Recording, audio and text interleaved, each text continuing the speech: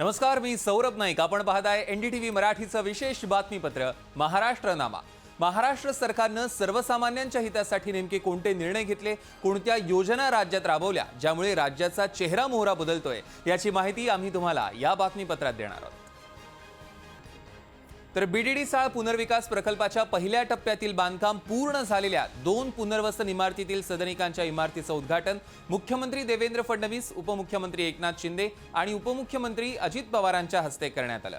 यावेळी मान्यवरांनी इमारतीची व सदनिकेची पाहणी केली आणि 556 पुनर्वसन झालेल्या सदनिकांचं चावी वितरणही मुख्यमंत्री देवेंद्र फडणवीसांनी केलं.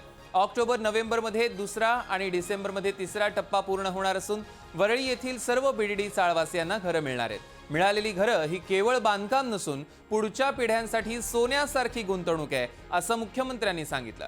सोबतच पोलिसांनाही हक्काचं घर मिळणार असून पोलिसांसाठी घराचा दर 50 लाखांवरनं केवळ 15 लाख रुपये ठरवलाय, असं मुख्यमंत्री म्हणाले. मुंबईमध्ये जो खरा मुंबईकर आहे, आमचा मूळ मुंबईकर आहे, 3 पिढ्यांपासून राहतो, त्याला कुठेतरी तो नालासोपाऱ्याला राहायला चाललाय, तो कुठेतरी अजून ठाण्याच्या पलीकडे राहायला चाललेला आहे, तो कर्जतला राहायला चाललेला आहे. असं न करता आमच्या सरकारने कायम ही भूमिका ठेवली की या मुंबईकराला या मुंबईमध्येच घर मिळालं पाहिजे. त्याच्या हक्काचं घर आहे, त्याच्या श्रमांवर ही मुंबई उभी राहिलेली आहे. त्यांनी कुठेतरी जायचं, धनधानग्यांनी येऊन राहायचं असं चालणार नाही, अशा प्रकारचा निर्णय आपण केला. तर मुंबई स्लम फ्री करायची असेल, पुनर्विकास लवकर करायचा असेल तर दशकानुदशकं चालणारे प्रकल्प नकोत. प्रकल्प सुरू करून वर्ष सव्वा वर्षात प्लॉट तयार करून पुढील 1 वर्षात पुनर्वसन इमारत उभी करावी, तरच स्लम फ्री मुंबईचं स्वप्न साकार होईल, असं प्रतिपादन मुख्यमंत्री देवेंद्र फडणवीसांनी केलं. क्रेडाई MCHIचे अध्यक्ष म्हणून सुखराज नाहर यांनी मुख्यमंत्री देवेंद्र फडणवीसांच्या उपस्थितीत कार्यभार स्वीकारला. यावेळी क्रेडाईचे माजी अध्यक्ष डॉमिनिक रोमल, सचिव ऋषी मेहता, माजी सचिव धवल अजमेरा, मुख्य कार्यकारी अधिकारी केवल वलांभिया तसंच रिअल इस्टेट व्यवसायातील मान्यवर उपस्थित होते. मुंबईत पुनर्विकासाबरोबरच स्लम पुनर्विकास हा दुसरा मोठा संधीचा मार्ग आहे. आज मुंबई जगातली सर्वोत्तम वस्तुकला, आयकॉनिक इमारती, उत्कृष्ट सुविधा दिसत असल्याचं मुख्यमंत्र्यांनी यावेळी सांगितलं.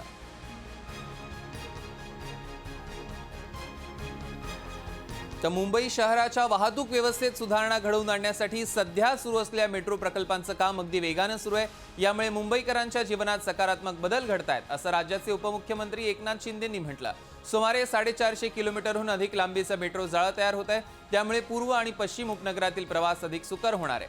परिणामी वाहतूक कोंडी कमी होईल, इंधनाची बचत होईल आणि वेळेचीही बचत होणार आहे, असं शिंदे म्हणाले. मेट्रोच्या या विस्तारामुळे रोजच्या प्रवासासाठी जलद आणि सुरक्षित वाहतुकीची सोय उपलब्ध होईल. कार्बन उत्सर्जन कमी होऊन पर्यावरणपूरक सार्वजनिक वाहतुकीला प्रोत्साहन मिळेल आणि महत्त्वाच्या व्यावसायिक केंद्रांमधील जोडणी सुधारून आर्थिक घडामोडींनाही बळ मिळेल, यावर त्यांनी भर दिला. तर आगामी गणेशोत्सवाच्या पार्श्वभूमीवर मुंबई गोवा महामार्गावरील दुरुस्ती आणि रुंदीकरणाचं काम तातडीनं पूर्ण करण्याचे निर्देश उपमुख्यमंत्री अजित पवारांनी दिले. मुंबई गोवा महामार्गासंदर्भात झालेल्या बैठकीत त्यांनी हे निर्देश दिलेत. इंदापूर माणगाव दरम्यानच्या रस्त्यासाठी 21 कोटी रुपये तातडीनं उपलब्ध करून दिले जातील आणि हे काम लवकरात लवकर पूर्ण होणं आवश्यक आहे, असंही ते म्हणाले. रस्ते बांधणीचं काम मिशन मोडवर करण्यासाठी सार्वजनिक बांधकाम मंत्र्यांच्या अध्यक्षतेखाली राज्यस्तरीय समिती स्थापन करण्यात आली आहे, असंही त्यांनी सांगितलं. गणेशोत्सवासाठी कोकणात जाणाऱ्या लाखो भाविक आणि पर्यटकांचा प्रवास त्यामुळे अधिक सुकर होईल.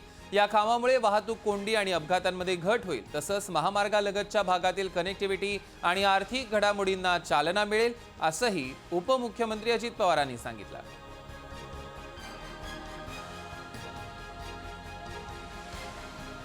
तर मुख्यमंत्री देवेंद्र फडणवीसांच्या नेतृत्वाखाली महाराष्ट्रात संधीची नवी लाट आणण्याच्या दिशेनं महत्त्वाचं पाऊल टाकण्यात आलंय. 19 ऑगस्ट रोजी झालेल्या कार्यक्रमात राज्याने एकूण 10 सामंजस्य करारांवर स्वाक्षरी केली.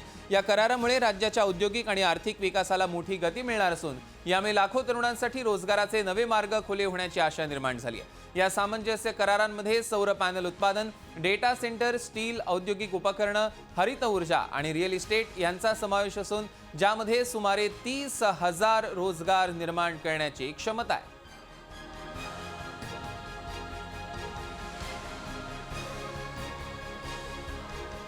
तर या होत्या महाराष्ट्रातील या आठवड्याच्या महत्त्वाच्या बातम्या. पुढच्या आठवड्यात पुन्हा भेटू अशाच नव्या आणि तुमच्यासाठी महत्त्वाच्या बातम्या घेऊन. तोवर नमस्कार.